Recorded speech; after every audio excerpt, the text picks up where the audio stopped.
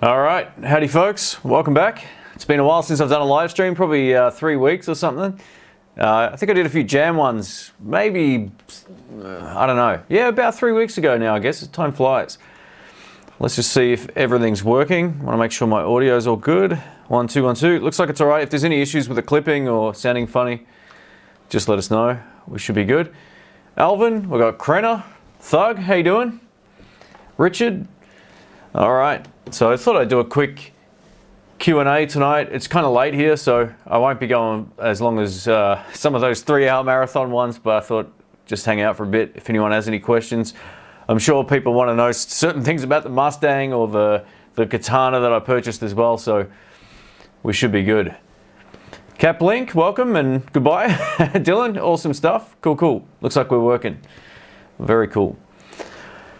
So I had an interesting thing happen the other day, which I've got a video coming up about. I damaged something really badly. If you follow the Instagram, you would have seen a photo. It's brutal, man. It's like one of those things you just shake your head at. So we're going to see if I can get it repaired, and I'm going to share some different videos coming up. So have I ever tried the Vemuram Jan Ray? Yeah, they're really cool. So they're basically like a slightly fatter sounding Timmy pedal. They're the same circuit. I think if you overlay the circuits, they're identical. But yeah, they come in this really cool bronze case. That's why they cost $700, but they're really good. Dr. Rick and Ryan both use them. So yeah, I don't know if Rick uses his anymore. Actually, I don't think he does, but he's still got it. They're really good pedals. Everything is fine with the stream. I even got the notification. Good. I think what happened with the notifications, for those who were wondering why they weren't getting them, last time I tried to go live, I kept having trouble with my internet. I went live and it cut out. It went live and it cut out. And I think that damaged the notifications. So if you do have the or if you did have the notifications enabled and it's not working, just click it again. Have I ever released an album? Yeah, I got 5, 6. Actually, there's 2 on Spotify at the moment out of all of those. I did have a live album on there as well, but I took it down because my vocals has changed a lot since then and I wasn't overly happy with it. But yeah, I'll type in the name of the band. You can check it out. If you type that into Spotify, iTunes, or anywhere, it'll come up. I just punched it into the chat there. Yeah, so my first album was a long time ago. I've always self-produced my own stuff too. I've learned how to do that over the years. It's a really fun thing and time-consuming, but fun and kind of rewarding to be able to produce the albums yourself. I mean, I've had help from my drummer, obviously, as well, and my bass player and all that, but yeah, the mix and all that kind of stuff I've done on my own. I even got the... Oh, there's that. Yeah, so the relic, I relicked my, not intentionally, I relicked my new Telecaster. I've actually hidden the thing that damaged it. You know that big power supply that I've got? That really big Kalen one? Fell off the desk and just took a chunk out of my guitar.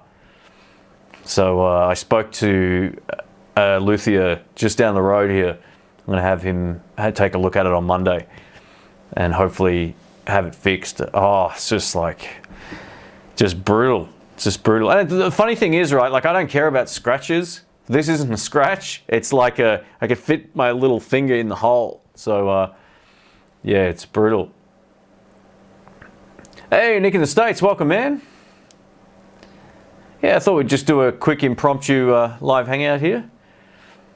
Have I used any of the Line 6 or Zoom multi-effects or any other multi-effects pedals lately? I have. I'm actually uploading a video as we speak on my other internet line. So yeah, there's another, the Ampero 1 is coming up. That's actually pretty cool. I had some fun with that. What was your question? Sorry, the Line 6. Yeah, so I've tried the Helix as well, which is pretty cool. Dr. Rick had one of those. I got to try one going into a PA system at a pub once. And he used it over here, well, at my old house, actually. Oh, was it here? No, it was my old house he used it at. And it sounded fine, too. I'm not much of a multi-effects guy for playing live.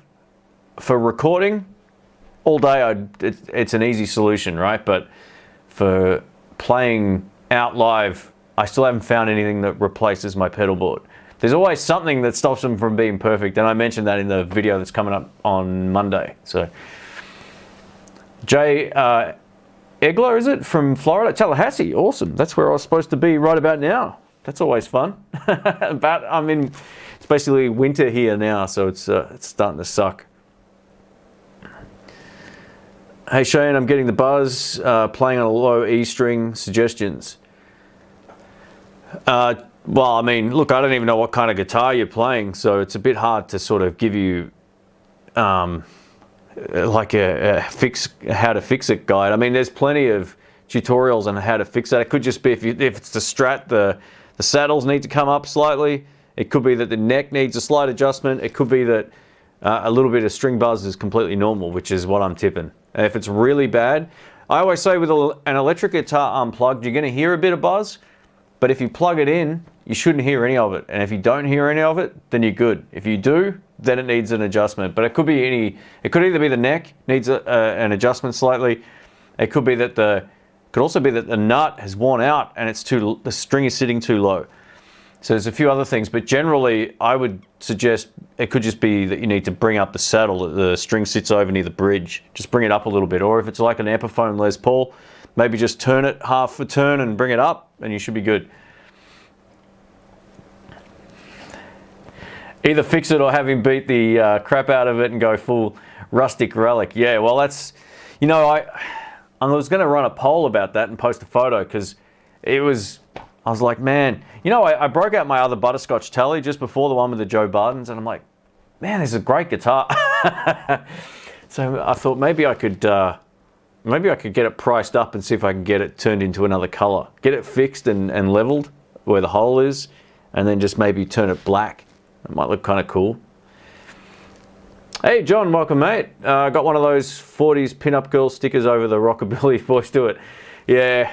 Nah, I'm not much. You know, I used to put stickers on my guitars. It looks good on Strats. I don't know about a sticker on a Tele. I haven't seen one on a Telecaster that I think looks good. Hey, there we go. Frankie Chan, thanks man. Yeah, check it out. So this Drive, that album is my latest one, which was a couple of years ago now. That's more of what I would consider like an Americana album. It's not a blues rock one. It's got a lot of less noodly guitar parts. It's more melodic kind of playing. And hook riffs, I should say, maybe more than melodic. But the one before that, Another Rainy Day, that's blues rock.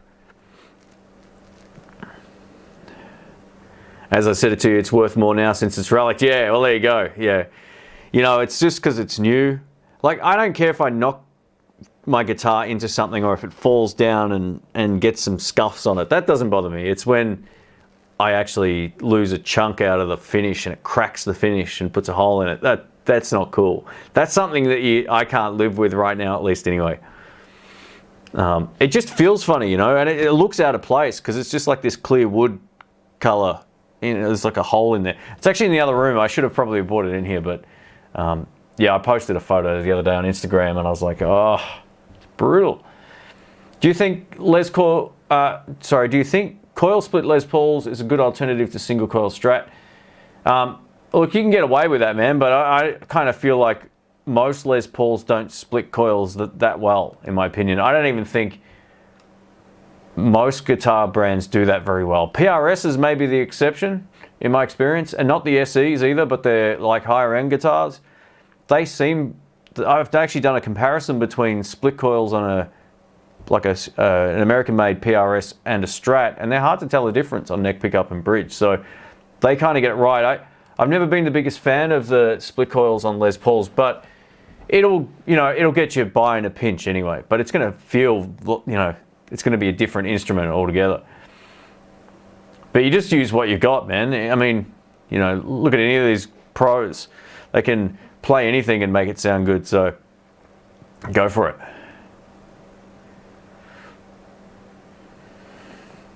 52 relic job, yeah, man. Oh, the TE, yeah. Oh, that was fun. That was fun relicking that guitar. But, that wasn't a $2,300 guitar. That was like a $200 one. 49 peeps in the chat. We just hit the 11th like. We need a few more. Thanks, man.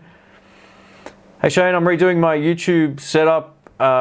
What focal length lenses are good for your main wide shots? And am I a crop sensor or micro four thirds? I use micro four thirds. They're the best cameras for video. I don't care what anyone says about full frames advantages when it comes to shallow depth of field and all that kind of crap. These just don't turn off. Micro four thirds are awesome.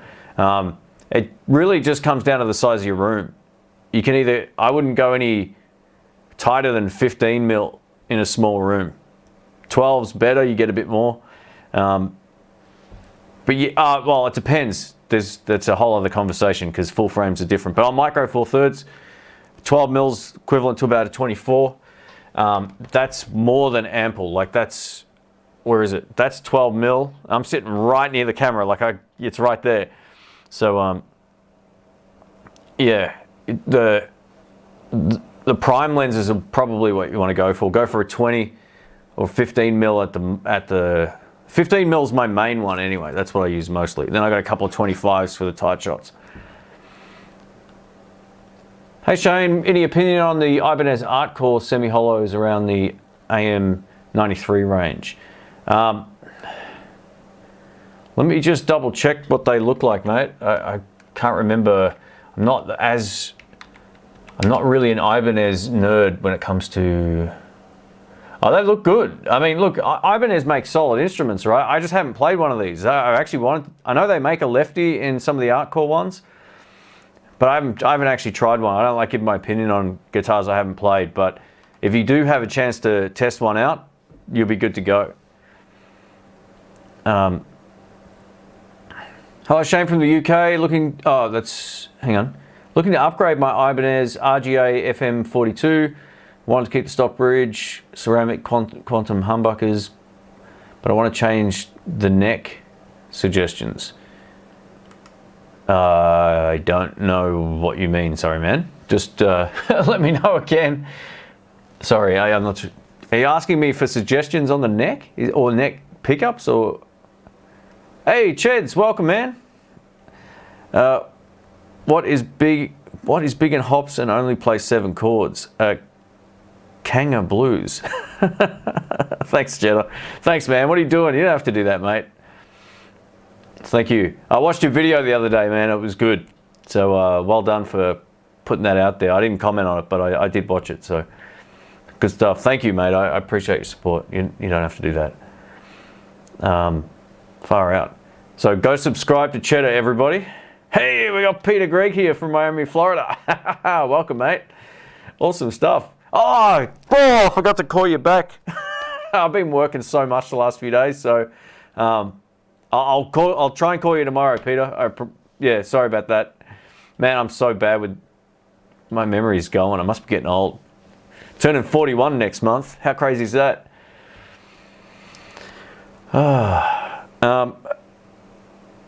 Any advice on chord progressions and bebop lines a la Robben Ford? Yeah, I mean, look, I would go through some of his tutorials. You know, like he's put out lesson videos and albums about, or not albums, but you know, like lessons online and DVDs and so forth, where he's showing you that sort of stuff.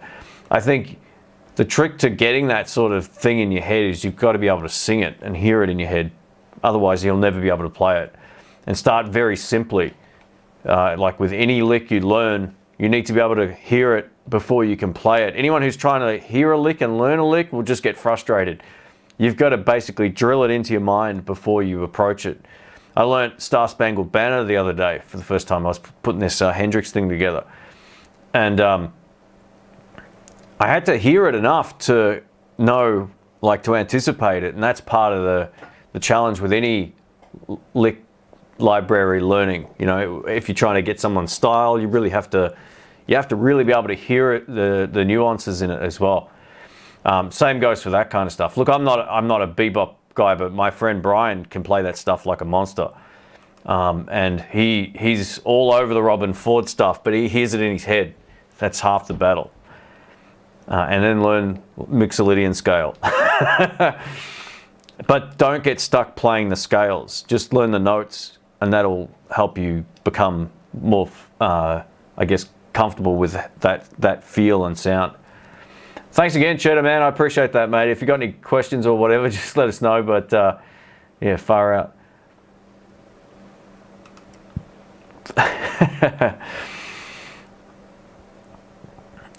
Let me just go down here. Hey, Addicted to Gear, welcome, mate.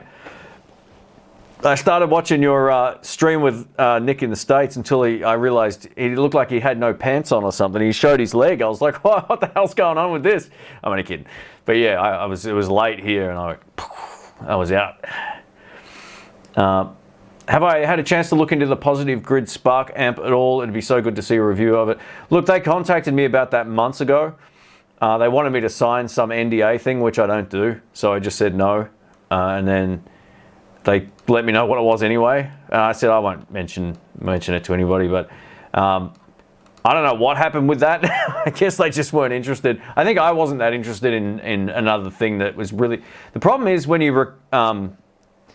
review or demo a computer interface, it's like another thing you've got to do. Like you can't just shoot it with your camera. It doesn't look good. So you've got to capture the screen recording, and it can sometimes be a nightmare. But I tell you what, from what I've heard of it from Steve from Boston's review, if you haven't seen that, go check it out. It sounds pretty good. It really does. It sounds really good. But I haven't tried it. So yeah, I don't know. Ever played a Yamaha SG85? I don't think so. Has COVID made me busier on YouTube? No, look, what I do is kind of, you can be as busy as you're motivated to be. You know, I had a couple of weeks there and I did a podcast right after it, you know, like where I wasn't motivated because I knew my trip was cancelled to go overseas. I still haven't got any money back from that, which sucks. There's $4,800 just down the drain. Odds are something of that will come back at some point and they may credit my trip, but I'm still waiting to hear and it's been months. So in terms of, it's weird. YouTube's weird. I usually do a lot of stuff all at once and space it out. What I don't do is do a video and then release a video on the same day unless I need to put it online. And I've done that a few times this year. On my other channel as well, I reviewed a piece of gear that I bought that was a trending item, and that always helps. I want to be the first to compare the Katana to the Mustang GTX, so I worked hard and got that video done as well. So yeah, look, I don't think it's made me busier, but there's so much content going up, it's almost had a weird effect on some channels. Like I think a lot of the mainstream people are now, like TVs and TV presenters and that, they're all using YouTube and all the other platforms. So it's created more of a there's more competition maybe. But my channel's doing well, so I can't really complain. The Pork Chop Express, thank you, man. Love your work and advice. Shane, thanks. Cheers, mate. I appreciate your support. Thank you. Pork Chop Express, got to be the greatest truck in the history of movies.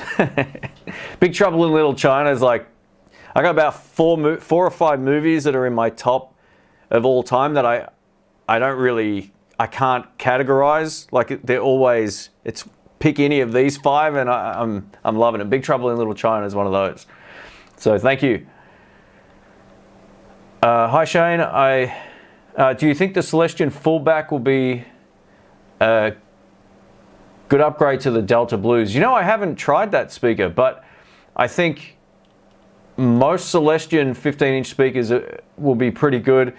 What I hear is the best is the Weber one. If you can get a Weber, a 15-inch Weber speaker, most people say they're the best for that amp. It kind of does all good things for it. So yeah, that's what I hear. I'd also look to see if Eminence have any. I love Eminence speakers, but yeah, I hear the Delta Blue is the best speaker for that. From just all the research I've done on it, is that the Weber one is definitely the way to go. But I haven't tried it myself yet. And that'll be on the cards at some point. I kind of miss that amp, you know. Yeah, it's a strange old thing, the gear stuff. Sometimes you just go, oh, you know, maybe I'll get another one of them, but I'm not gonna. But yeah. Wait, are pants required for the live stream? No, Nick will know what I mean if he's still here anyway. I don't know what he was doing. It was funny. I finally got my pedal in, I think pedal board in good order. Sounds great, little shoegaze sounds, that's good stuff.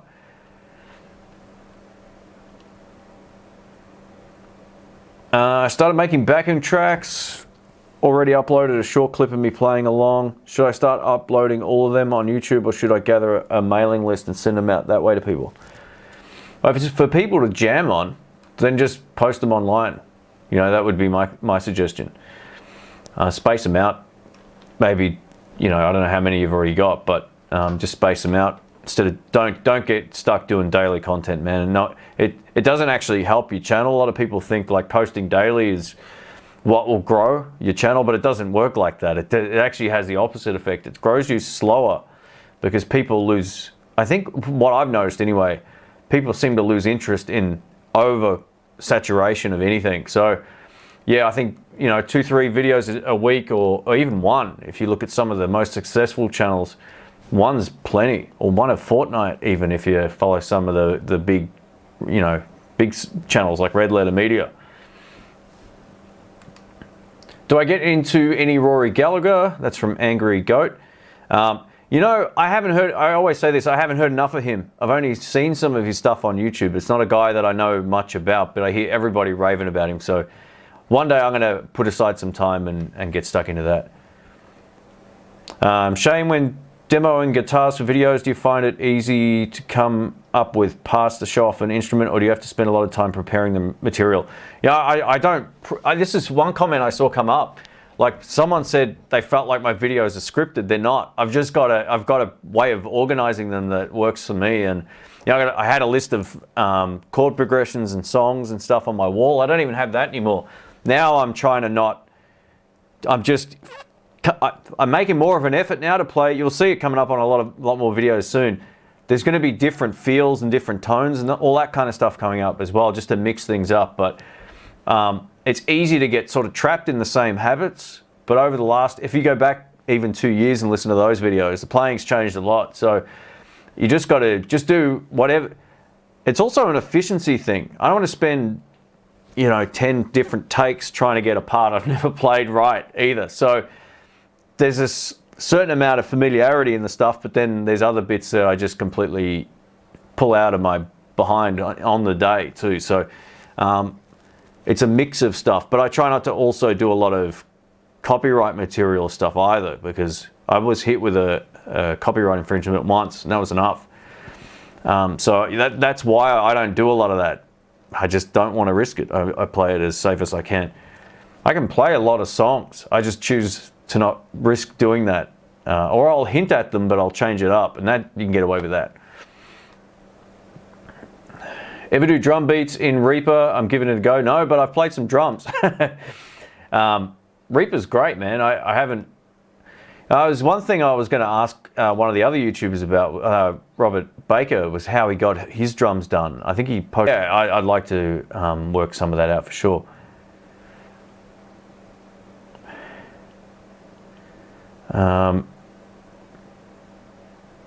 James says, hope all is well. You too, mate. What's your take on hybrid amplifiers? Have I ever tried one? I have. I've tried a few. I've tried, back in the day, an old Vox Valvetronics. I played one of them live once. This was about 10 years ago. One of my favorite amps of all time is the Music Man RD50 and 130. So those are a solid state preamp, so there's nothing wrong with that. That means that they're like a tube screamer into a valve amp, basically. And they got the 6L6 amp power section, so they're awesome. Yeah, I have no problems with that at all. I don't think there's anything wrong with hybrid amps. I also tried what was it? There was another one too. Oh, it was sort of like a nano tube one. I don't know if that really counts or not, but. Have I tried the Nuex NDR5 Atlantic delay and reverb? I haven't tried that one. Jay says, I hope you're able to reschedule your trip over here. Me too, man. You know, I was really looking forward to doing something completely different the last half of the year on the channel. Like I had all this stuff planned. Like it took me months and months and months to plan it. It was a huge letdown. But it is what it is. So if you like that driving around video, you're going to see some pretty fun stuff when it actually happens. Do you feel different between the new Katana and the old Katana? I do actually. I actually do feel a bit different about it. I don't know if it sounds necessarily any better, but what I like about it is it's got more tangible controls on the top. That's one thing that's a huge advantage. So you can now add more gain. You've got the flexibility of adding more or less of whatever you choose to add onto the sound. I think that's pretty cool. I'm hearing very different things in the room from both of those amps, and I'm going to start working on that tomorrow. So all being well, that video should be up ASAP. I'm getting a lot of messages from someone here. Let me...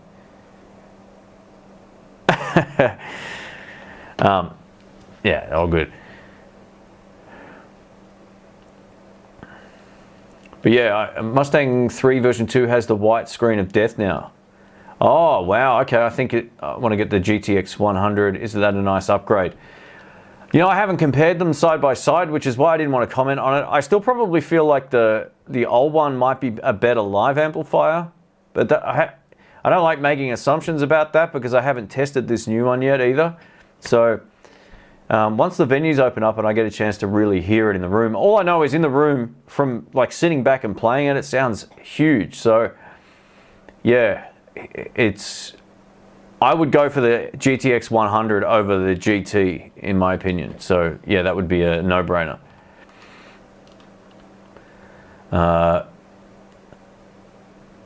Siddharth says, "Hi Shane, can you give some tips on how to learn guitar? Like which websites, subscriptions, DVDs, or books did you learn to improvise?" So the main one that I learned from was called, I'll type it in, Matt Smith, Beginner's Guide to Blues Guitar. I went through that and got all of that down, and then I went through Ronnie Earl's one and got a lot of that down. But in amongst all of that too, I was already learning licks from albums and you know, all that sort of stuff too. So you just got to start somewhere easily. Like I don't have any subscriptions to websites. I'm not saying that I don't need them or anything. I just don't. I know I wouldn't have time to go through them a lot. So yeah, I'm very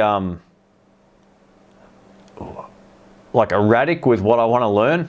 It's like, oh that, and I don't know if there's anywhere that would really get me like all of these different things that I want to sort of soak in, if there's any one place for that. So I would start with the genre of music you want to play, find a dedicated lesson about that.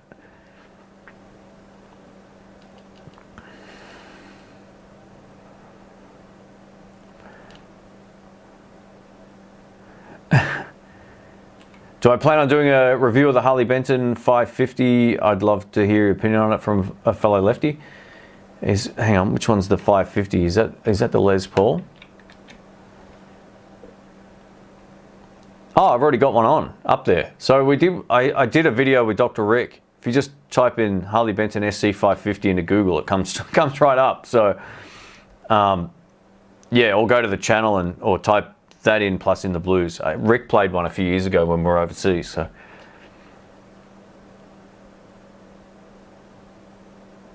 let me scroll down.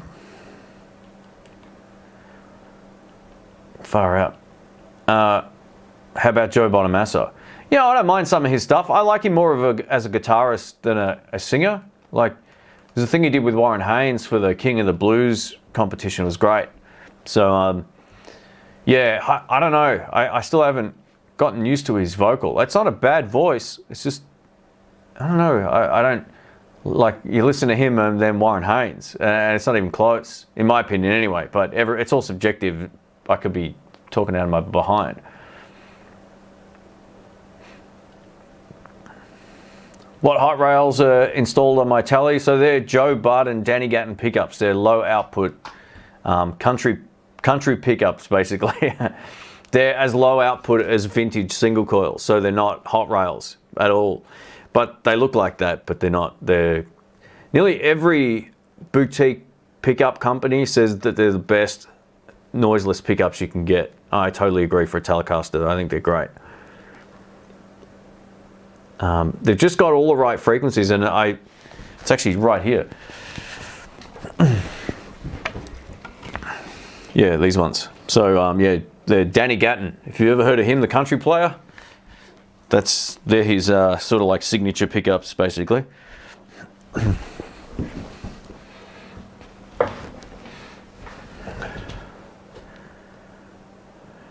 What do I think about the Schecter Omen 6 Boss Katana 50 Mark II and Boss Metal Zone?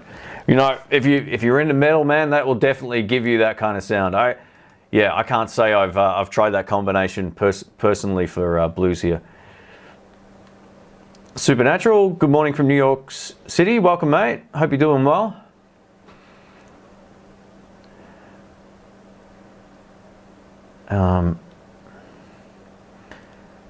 Getting my dream guitar today. It should be arriving by 6. Very cool.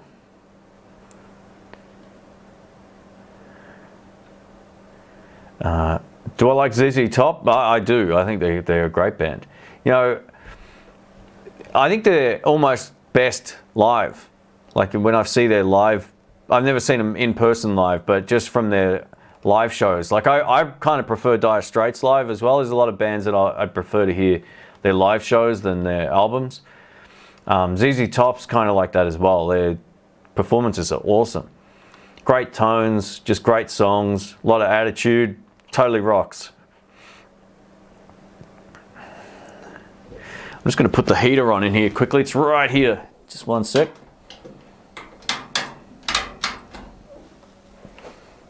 All right, that's not on. Great, hang on, sorry. One sec.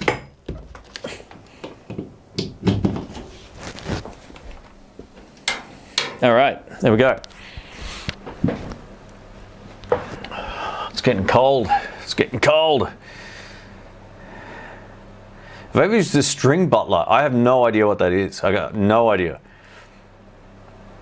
Ah, Tom Anderson, very cool. Yeah, they're pretty cool guitars. They're kind of like up there with Sir, that kind of quality. I played a few at Jerry's Lefty Guitars years ago, and it had like some of them had like a fat boost toggle switch and all this kind of stuff. It was pretty cool. Dr. Nerd says, Shane, do you think high-end Squier and Epiphones are making Gibson and Fender look slightly pointless extravagances? No, I don't think so. There's always going to be a market for Fender and Gibson. You know, while it's hard to undo all of that history, and that's what it comes down to. And there is a difference between like an American-made Fender Strat, for example, or a Tele, and their Squier equivalents, even a Classic Vibe. As good as they are, there is a difference. It's quality of parts, and while they might not feel that different, and they probably don't sound that different, there are a few things that, I shouldn't say they don't feel that different, because they do feel differently in the hand as well. So it's all subjective stuff, but there's nothing to stop anybody who can play from using a Squier Classic Vibe and killing it. They're great instruments. Have I tried the new X Mighty 40 watt modeling amp? No, I haven't tried that. I've tried the 20, which is really cool. One of the best practice amps I had a chance to try. It's really good. Greetings from Germany. That's from Valkanov, the 4th. Welcome, mate.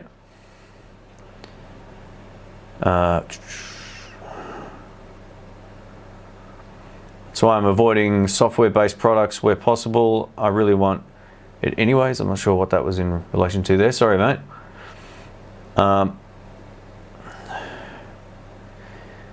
Yeah, I think yeah, the modeling amps definitely have their place. I was talking to Rick about this the other day. You know, for someone who's playing at home, might jam occasionally, or even for small gigs, they're going to be fine.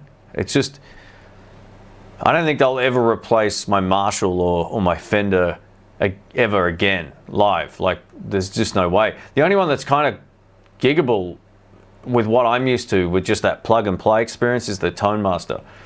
But today I set up the Katana to see if I could get my sound out of it, which was pretty cool. It was pretty cool. So yeah, we'll see how we go with that video. I'm looking forward to trying to you know, get this shootout video done tomorrow.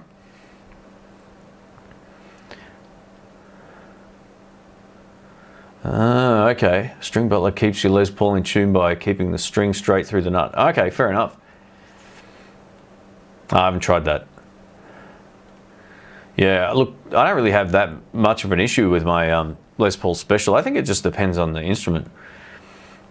Melissa says, good morning, welcome.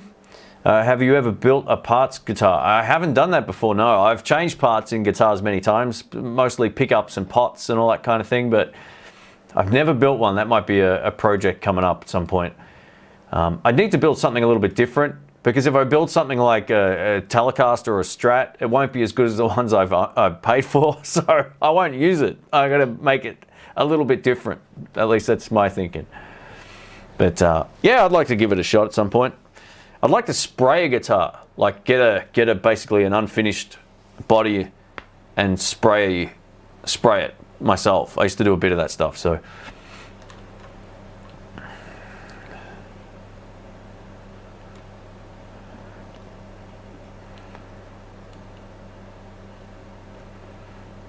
Let me just, hey, Dr. Rick's here, welcome mate.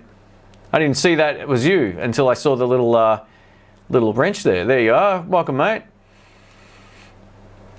We've got a fun video coming up with Dr. Rick in his scrubs. He's rocking out, should be pretty good. That'll be up next week. Late night practice, Vox Audio Yamaha. You know, I haven't tried, I don't know what the Vox one is, so I'm not too sure. Those TH, oh man, the model numbers sometimes escape me, but there's a little sort of cream-colored amps that you can get. I still think that one of the best value for money practice amps is the NUX BT Lite. It rocks, absolutely rocks. There's also another one that I've been using a lot on the late night live streams a few weeks back. This totally rocks. It's plug and play. It's got a Bluetooth switch. It's either on or off. Your phone will connect without having to download anything. And you can just, whatever's playing on your phone comes out of this speaker really cleanly. And then you've got 3 channels, clean, crunch, and like Carlos Santana. So that's the, what's that called again? The Joyo Jam Buddy. Yeah, these are great. So yeah, I'm a big fan.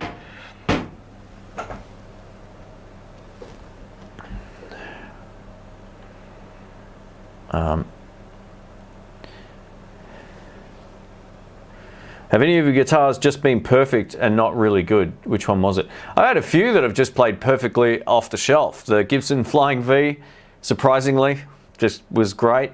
The PRS SE was beautiful. I've not ever touched the action or done anything to that.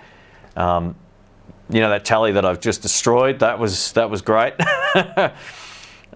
So yeah, I've been pretty lucky with some guitars just off the shelf. Some of them I've had to do things over time to, and that's normal the more you use them, but yeah, I tend not, yeah, I don't want to have to go through the drama of trying to get it right. It's a pain. Imagine buying any instrument or anything and it doesn't work, how frustrating that is. So make sure I always try to play them before I buy them for a long time. And Rick's in the chat, he can attest to that. He does the same thing. He'll sit there for 3 hours on testing 17 guitars before he makes a decision. It's always the best way to go. Hey, John says, I'll second the Jam Buddy, great unit. Yeah, it's awesome.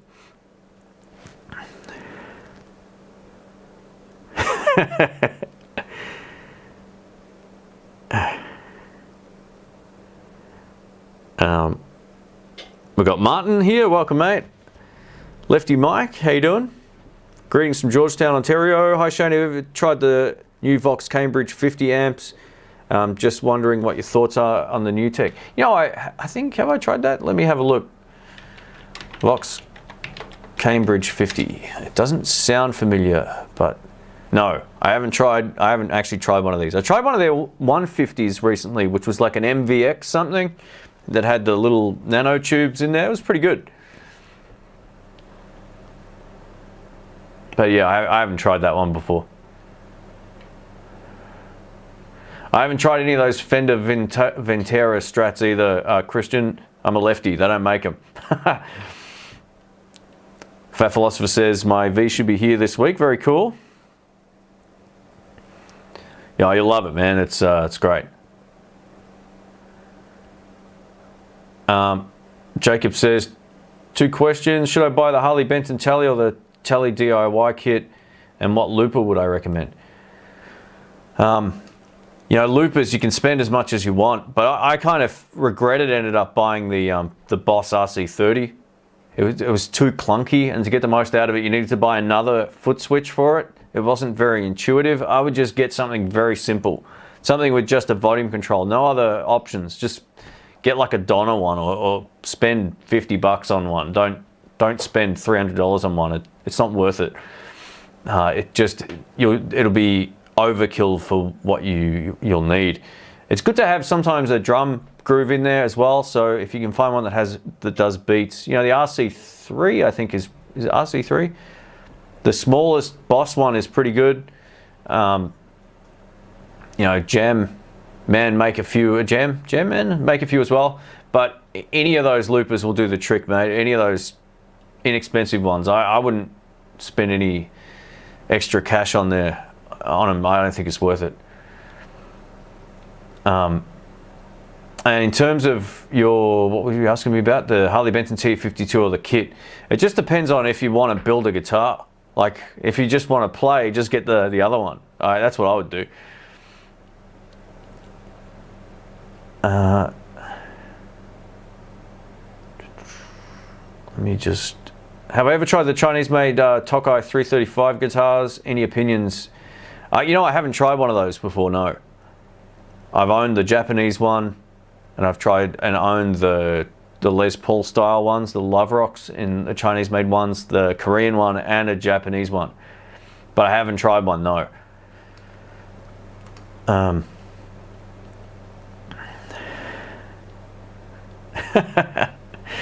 Rick says he's just been arguing with some idiots on Fox News about chloroquine, so I've come here for some calming vibes before bed. Hopefully that helps, mate. I don't know if this is going to make it worse or not for you. I gotta ask something else back up here. Where was it? How do I feel about the Mustang 5 version 1 heads? They're pretty cool, but the version 1's the oldest one possible, you know, so the V2s are pretty much the ones that have more effects in there. I would see if you could find those if you really need the head, but they're pretty cool. Just got to make sure you got the right cabinet for them as well.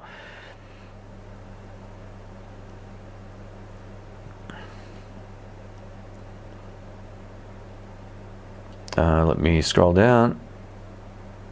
Am I developing my singing voice? No, I haven't sung at all since we've had the lockdown. So, well, I have around the house a little bit, but not properly at all. No, it's not been something I've been focused on at all.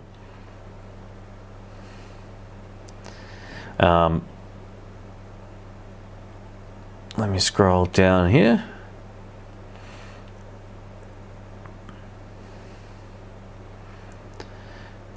Do I like the MG100 HFX heads? Is that the Marshall ones? Got to give me more information, guys. The model numbers are killing me. Yeah, it is. Wow, how about that? I pulled that out of my bum. You know, these guys are actually pretty good.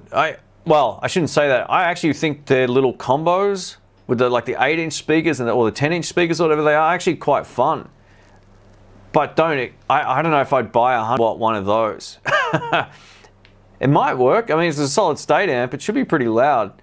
It does have digital effects in there as well, but yeah, 100 watts, that's a lot. So just weigh up whether or not you actually need that, and whether or not you're happy carrying a head and a box. Because if you get a 100-watt head, you're going to need a cabinet and speakers that can support that. Otherwise, you can, you know, if you've got a 50-watt speaker, you're going to do some damage. So just make sure you get the right cab to match it as well.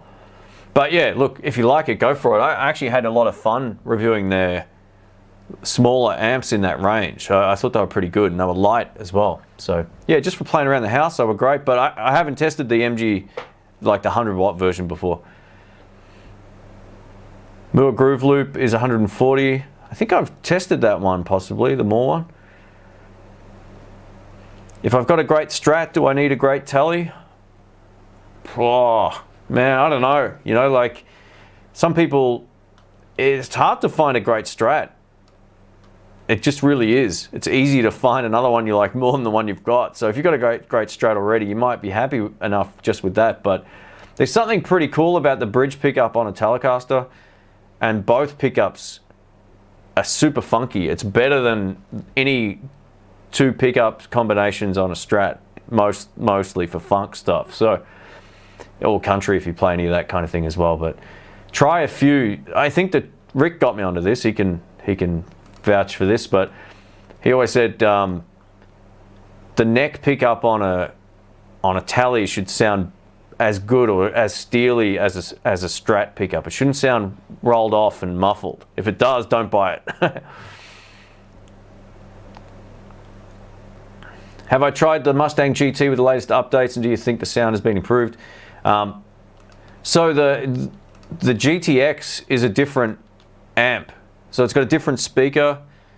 I think from what I understood reading the release notes of it, not the public release notes and the specifications or whatever of it, that there's different software in there as well, like different amp models, or they've redone some of them, because the Blues Junior one sounds unreal. Like it's really good. It's kind of grown on me as maybe my favorite amp model in there. So the GTs might have an updated software, but I haven't tried that. But it's still, I think the speaker's what's holding that amp back.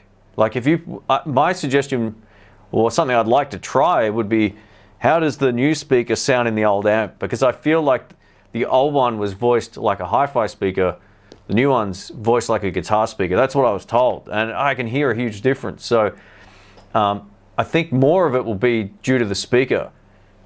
That's only an assumption at the moment, but it'd be something definitely to check. How's the Vola? I love the Vola. The Vola rocks. It's just a beautiful, beautiful guitar. You know, when that power supply fell off the desk and ruined my my Tele, I was like, don't be the Vola. And then I looked up and I was like, oh, my Tele. Like it could have gone nasty either way, but yeah. What guitar would I recommend for the Eric Clapton tone? You know, I think his tone was the best with a 335. Gibson or an Epiphone 335, something like that, or a Tokai. Crank up an amp loudly and let it sing. His Strat tone is good, but his 335 tone was better. You can argue with me in the comments. Yeah, look, some of his early, well not early, but some of his 80s and 90s, I say late, his live 80s blues album tones are great.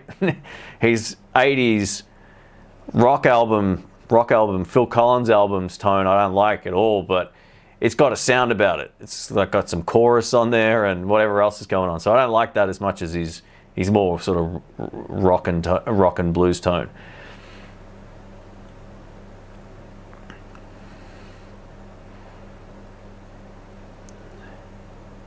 I'm thinking of getting a Tele with a standard Tele bridge pickup and a humbucker in the neck. Thoughts? Yeah, give it a go. I mean, look, nothing wrong with that. You just want to make sure that it's, yeah, there you go. You're just going to make sure that it's bright. Rick's posted that right under there. Get a humbucker with a snap on the top end. Don't get one that sounds muffled. That's what kills the thin lines. A lot of those reissue thin lines is the fact that pickups are so muddy sounding. So, I thought I'd drop my mic. Yeah, that's kind of what I would say. Try and find something that's got a little bit of snap and sizzle about the top end.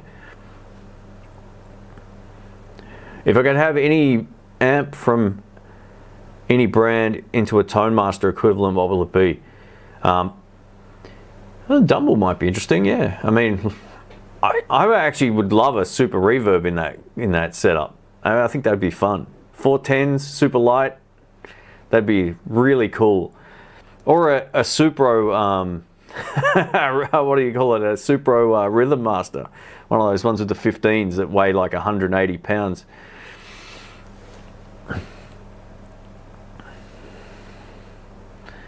I gave up on trying to find a CS Strat, a custom shop Strat.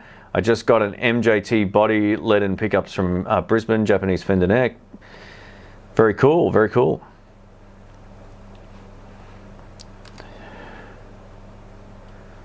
How long have we been going? All right, we'll go for another 9 minutes. I'm going to wrap it up at right on an hour tonight because I'm going to have to get up early in the morning too, so I don't want to be up too late.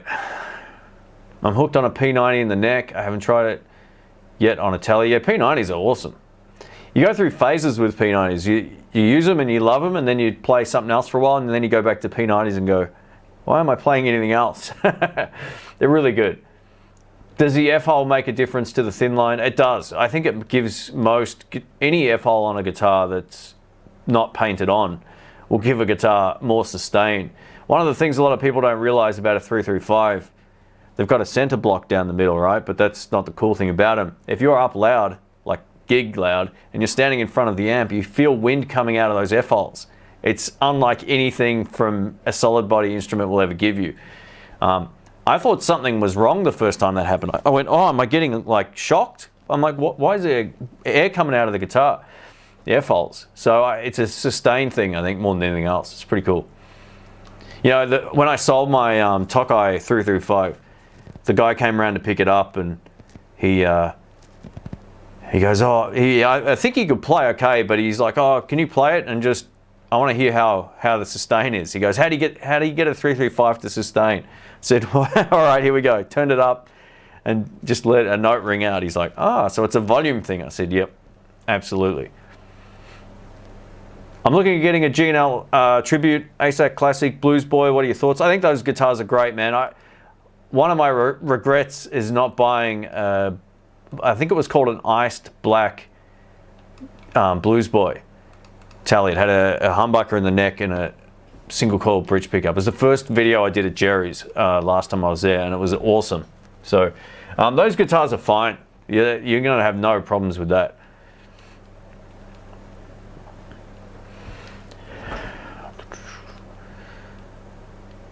Have I tried the Laney LV series? Let me just have a look.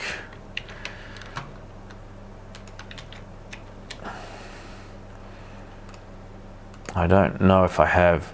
I don't see Laney amps anywhere in Australia anymore. I think like one shop I know has them, and they've got 2 of them or something. So I don't know where they've disappeared to, but Laney I think have kind of, I don't want to say that they're like not a good amp, but I feel like they've fallen behind in terms of, because you don't hear about Yorkville Traynor or any of these other brands either, but Laney's an amp brand that I'm completely unfamiliar with right now, and I'm just looking at them online, and I've never played one of them, so yeah, sorry about that. I always say if you oh, some pedals are not too friendly. Yeah, I always feel like if any amp that you like or dislike is a good one for you. That's why this whole Katana Mustang thing, it was great actually. I was really shocked at how respectful the comments were. It was great, and the video was good. And at the end of the day, both are great choices. That's what pretty much my assumption is on both of them. But yeah, I really haven't tried the Laney ones, mate. So. F-holes on hollows make a big difference? Yeah, absolutely. I don't know if it adds, I don't know if the question meant, does it add muddiness to the sound? There's a possibility of that. I don't know. I'm not really too sure. I think it's more of a sustain thing, because I've heard some 335s that sound great and some that sound horrible. So, yeah, I don't think an F-hole contributes too much to a tonality thing. I could be completely wrong, but I think it's more of a sustain thing. Chirpy Neck humbucker, Seymour Duncan, Antiquity or Alnico Pro 2 humbucker. Anything Alnico 3 is not too hot, probably around 8k ohm. He's got the encyclopedia of pickups. I remember when Rick hadn't played a PRS forever, he wasn't interested. And then he started looking into them. Within about 3 days, he knew every model of pickup out there. And yeah, I was like, what? How do you remember all this stuff? All right. What's my experience using modelers with FR full frequency speakers? I got to tell you, I'm not ever going to buy a full range speaker. I might as well take my amp. I don't see the advantage of that at all. I really don't get it. I'd rather just take something to plug into a PA system. If I'm already taking my PA system, if I'm playing at home, it's so much money for something that I could just buy a little practice amp that does everything. Like for me personally, I can't justify that, but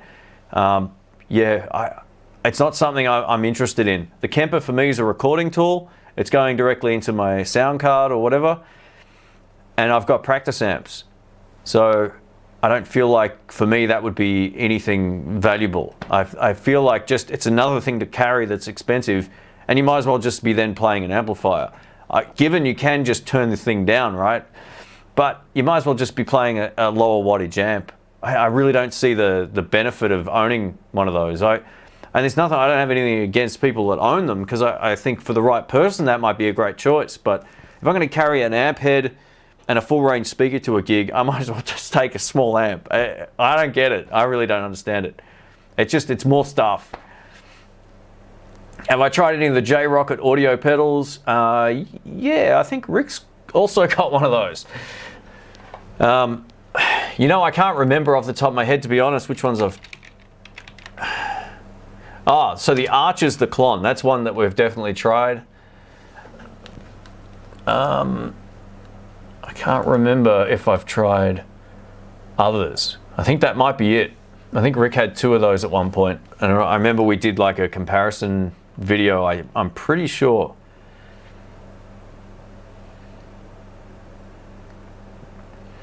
Try the Katana as a FRFR. It's amazing. Yeah, someone mentioned I should try plugging the Kemper into it, which is probably something worth doing. But would I ever take a Kemper and plug it into a Mustang or into a Katana? No, I wouldn't bother.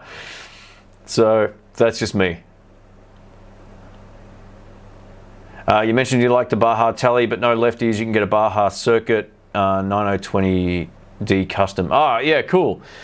Those are great guitars. I always think that the Baja Teles are one of the most, probably the best Telecaster for their price. Although I haven't played one, I just picking them up. They're beautiful, and Rick did a great video on one a couple of years back. Really cool, super cool. Yeah, it's got that 4-position switch thing. I've never played one, but if I had a chance to get one in a lefty, I probably would have got one. Do I still love the Marshall? Absolutely. The DSL rocks, man. That'll never get replaced by any of these sort of digital amps. Different tools for different jobs. Playing at home, I prefer to plug into one of these 2 little guys down here. Playing at a gig, man, the Marshall rocks. It's awesome. Yeah, I actually spoke to one of the pub owners recently, and he was saying, man, that Marshall, what is it? I said, it's I told him what it was, DSL 40. He goes, man, every time I hear that, it's distinct in the room. Like it just, it just has so much good sound about it. I was like, cool, thanks. That's a good thing to know. Do you judge manufacturers based on whether they make a good lefty guitar or not? Oh, I do. I used to. I think it's getting easier to find options now. Before, in a way I still do that. I really feel like companies like Epiphone, and they've been making the same, and Squier are getting a bit better, but Fender's good. They make a lot of lefties, but I really feel like they don't make enough variation. It's always the same 4 guitars every year forever, and that's probably why the lefties, we don't sell too many of them. That's because all the lefties already have or have had one of those 4 options you've been selling for the last 25 years. So yeah, it was great to see Gibson do the Flying V's and the Les Paul Specials and all that kind of stuff. Just completely different instruments, and there's so many brands that are doing lefties. I got a Guitar Search Saturday coming up this weekend. There's a guitar brand I mentioned in there that has over 40 lefties. It's awesome. So I just think there needs to be a bit more of that coming up. Yeah, Lefty Mike says Schecter. There you go. Absolutely, you're right. I'm not sure why that comment got held. That's weird. All right, guys, we're going to wrap it up in a minute, but thank you for hanging out. Just been right on an hour now, this quick live stream. We'll do another one of these coming up pretty soon. Sorry if I didn't get to your question. I don't mean to overlook them. Sometimes they don't pop up for the chat. I don't know why. They're there, but I don't always see them. So yeah, thanks for hanging out. Thanks for the super chat to Cheddar as well. Hey, Neil's here as well. Sorry, we can stop no names here. Welcome, mate. I thought I could hear a guitar in the distance. Let me just scroll down here. And the Pork Chop Express as well. Thank you. I appreciate the super chat. Krenna says, I would recommend if you do more videos like the one, going to the guitar shop, trying out new gear, setting it up brick for a jam and stuff like that would be interesting. Yeah, I think so. I totally agree. You know, the trip overseas was going to be a whole lot of different stuff. And I figure I could still do a lot of different stuff here now. You know, it's a bit hard while some of the stuff obviously isn't open, but yeah, I'm going to start making an effort to do some very different videos coming up. I also, for those wondering too, if you, that's okay, yeah. I'm going to have the shootout video up in the next probably 4 or 5 days, I reckon. It might be a full video. I don't write scripts for the videos, but sometimes I plan them, like what I want to cover in the video. It makes the day of shooting a lot easier. And I think I've got everything down that I want to cover in the video that I can think of. And I also read over all the, most 90% of the comments from that last blind test shootout video. And there's a lot of interesting point of views in there that I was like, oh, I didn't think of that actually. Yeah, they're right. So I'm including more stuff in that video than I did obviously on the blind test. So that'll be coming up. Looking for a lightweight 2x12 amp, get a Tone Master Twin.